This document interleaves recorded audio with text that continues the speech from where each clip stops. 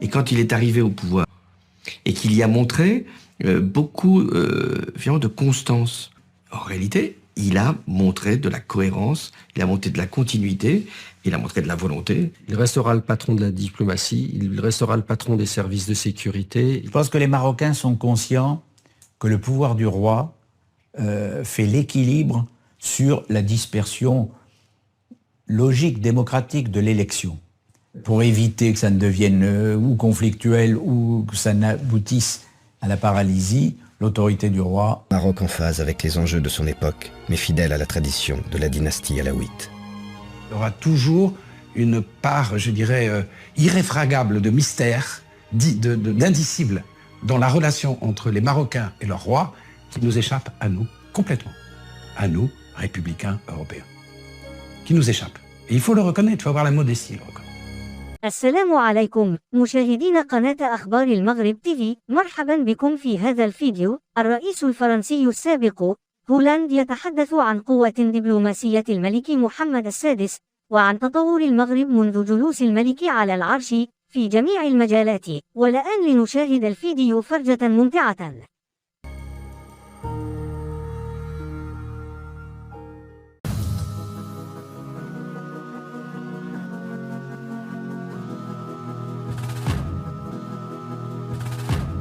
La qualification du Maroc pour la demi-finale du mondial au Qatar en 2022 est l'un des temps forts de cette compétition. Cette performance n'est pas un simple exploit sportif, mais l'aboutissement d'une stratégie décidée au sommet de l'État. Le roi a mis en place, avec toute une équipe, un plan dès 2008 pour le développement du football dans le royaume, avec une véritable réflexion et une construction pour aboutir à des résultats qui ne doivent pas être des exploits isolés. Grosse politique de formation des jeunes à travers tout le pays. La construction d'un centre d'entraînement top niveau, à la hauteur de ce qui se fait dans tous les plus grands pays de football. La mise en place d'un championnat qui est le meilleur championnat d'Afrique. L'organisation pour toutes les catégories d'âge de plein de matchs amicaux sur tout le continent. Mohamed VI a compris que le football était un vecteur d'influence sans pareil dans le monde. Donc, rapidement, il s'est dit, il faut que les résultats de l'équipe nationale soient à la hauteur de nos ambitions. Donc, qu'est-ce qu'il fait? Il compte sur les meilleurs joueurs marocains qui font les beaux jours des principaux clubs européens. Il y a une vraie politique, la même politique qu'il a eu aussi dans d'autres domaines sectoriels. On fait revenir les meilleurs ingénieurs, on va à la City de Londres pour faire revenir des financiers aux États-Unis. Et bon, on va appliquer la même politique dans le domaine du sport. Le parcours des Lions de l'Atlas déclenche une ferveur dans le monde arabe et en Europe. Pourquoi les pays émergents, surtout les plus riches, veulent organiser des compétitions, que ce soit pour le football, pour les Jeux Olympiques, pour toute autre compétition? Parce que c'est un facteur d'influence. Donc le Maroc a raison d'être présent sur, si je puis dire, sur ce marché de la compétition sportive. Et moi, je ne veux pas que ce soit toujours les mêmes grands pays, souvent qui ne sont plus occidentaux d'ailleurs, les mêmes grands pays qui organisent les grands événements. Et compte tenu des résultats sportifs du Maroc, vous avez parlé du football, mais il n'y a pas que le football, le Maroc a des qualités à faire valoir. Combien de pays auraient été capables aujourd'hui de séduire la FIFA pour faire partie d'un pôle d'organisateurs comme ça va être le cas pour la Coupe du Monde 2030? Je ne crois pas en fait. Je ne crois pas qu'il y en ait d'autres. Hein. La relation du palais est venue immédiatement pour dire les relations entre Mohamed VI et Emmanuel Macron ne sont ni bonnes ni amicales, de manière claire. Combien de fois, au gouvernement, à l'Élysée, si vous ne mettez pas un peu d'affectif avec le Maroc, vous n'y arriverez pas. Vous êtes en face de la monarchie la plus ancienne du monde avec celle du Japon. Ne vous comportez pas comme avec des diplomates. Et ensuite, il a posé de manière maintenant de plus en plus précise quelque chose de très simple. Soit effectivement vous êtes avec moi, soit vous n'êtes pas avec moi. 15 pays européens ont accepté de dire le Sahara est marocain, et la France, ancienne puissance tutélaire, amie du Maroc, ne l'a toujours pas fait. Et là, pour les Marocains, c'est incompréhensible. Si vous êtes avec moi, il ne faut pas faire comme les Français. Il faut faire comme les Espagnols, les Allemands, les Américains, pas faire comme les Français. C'est-à-dire que les Français disent que le plan d'autonomie marocain est une solution crédible pour l'avenir du Sahara. Non, il ne faut pas dire ça. Il faut dire que c'est la solution, la plus crédible. Tant que votre wording n'a pas évolué, on aura un problème, vous et nous. Mon sentiment personnel est que le Maroc, comme toutes les puissances en devenir, ou moyennes, ou grandes puissances, a une politique de renseignement très efficace. Et je pense personnellement qu'elle fait le maximum pour recueillir le maximum d'informations sur tout ce qui peut avoir attrait à sa puissance, à son influence. En réalité, pour moi, la relation France-Maroc, elle a été relancée d'abord à Marrakech, par ses relations économiques, financières, et par l'entretien que j'ai eu avec le Premier ministre marocain, qu'en plus je connais de longue date, et la relation personnelle, ça joue beaucoup, puisqu'il était mon homologue ministre de l'Agriculture au moment où j'étais ministre de l'Agriculture français, entre 2009 et 2012.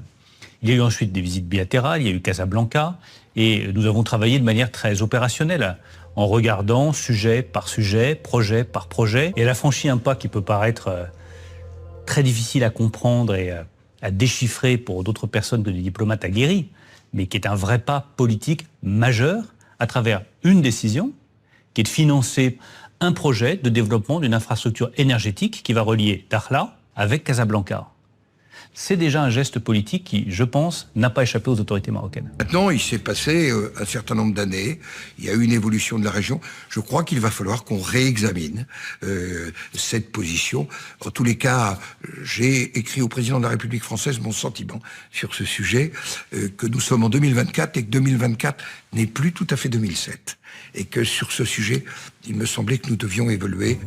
Quelques semaines plus tard, le 30 juillet, de façon totalement inattendue pour la communauté internationale, le président Macron rompt avec la doctrine diplomatique traditionnelle de la France. Dans une lettre au roi Mohamed VI, il apporte son soutien à la marocanité du Sahara occidental.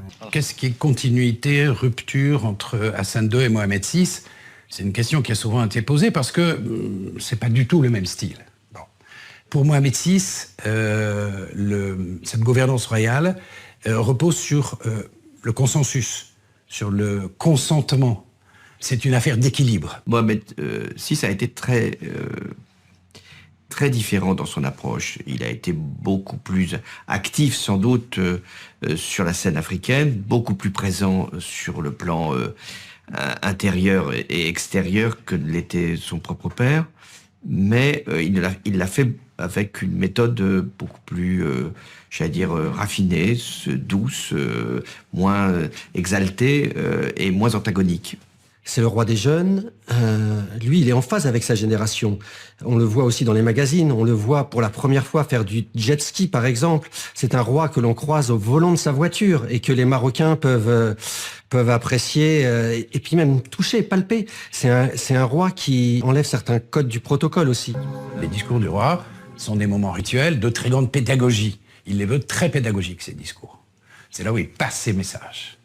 Entre les deux, c'est au gouvernement de communiquer. D'abord, il y a une différence fondamentale, c'est que le maître du décorum en France n'est que provisoire. Le maître du décorum au Maroc, il a des siècles d'histoire.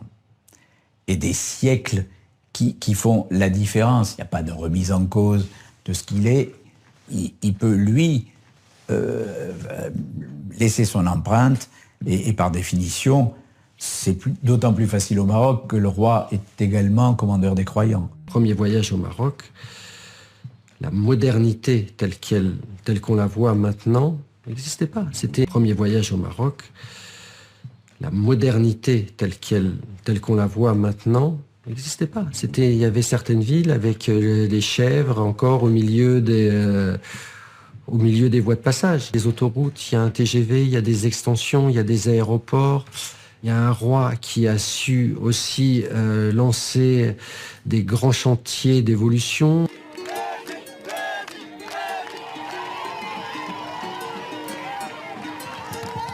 Quand je suis allé au Maroc, je suis allé plusieurs fois en tant que chef d'État, il y a eu beaucoup de projets d'investissement où les entreprises françaises étaient directement impliquées. Et puis j'avais compris aussi que le roi voulait montrer que le Maroc pouvait être en avance sur un certain nombre de thématiques. Et par exemple, la question du climat. Et l'affaire de la COP nous a quand même beaucoup rapprochés. N'oublions jamais qu'après la COP de Paris, ça a été la COP à Marrakech. Et que le roi m'avait fait la démonstration de tous ces champs de solaire où il compte faire des énergies renouvelables. Je rappelle que le Maroc n'a pas de ressources pétrolières ou gazières significatives et donc fait le pari de l'énergie renouvelable. Et ça nous avait quand même considérablement rapprochés. Mohamed VI, très tôt après son arrivée au pouvoir, a été confronté à la question islamiste. On a vu qu'il y avait des cellules dormantes dans le pays et donc il a pris cette question-là avec une extrême attention et il a mis tous les moyens sécuritaires et de renseignement du royaume déjà pour essayer d'identifier, de comprendre ce qui se passait dans son pays, dans quel cadre cela intervenait pour circonscrire sécuritairement déjà la menace. Au Maroc, il était encore, j'allais dire, à la tête du gouvernement. J'ai vu un parti qui certes défendait un certain nombre d'orientations que je ne partageais pas, mais qui en même temps était ouvert au dialogue. Et puis il y a eu l'alternance démocratique. Et cette alternance démocratique, je pense qu'elle montre une évolution et une forme de maturité de la vie politique marocaine. Vous avez tous les États membres du FMI, vous avez les pays du G7, les pays les plus riches de la planète, vous avez tous les pays du G20. Donc ce sont des moments extrêmement importants, pas simplement du point de vue économique et financier, mais aussi du point de vue politique. Je me suis battu aussi pour que ce soit maintenu, très franchement, en discutant avec nos partenaires européens, partenaires du G7, pour dire qu'il faut que ça ait lieu à Marrakech. C'est symbolique, c'est très important. Les États membres du FMI, vous avez les pays du G7, les pays les plus riches de la planète, vous avez tous les pays du G20.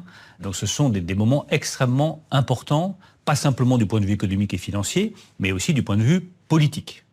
Je me suis battu aussi pour que ce soit maintenu, très franchement, en discutant avec nos partenaires européens, partenaires du G7, pour dire qu'il faut que ça ait lieu à Marrakech. C'est symbolique, c'est très important. مشاهدينا الأعزاء لا تنسوا الاشتراك في القناة وتفعيل الجرس ليصلك كل جديد وديما مغرب والصحراء مغربية.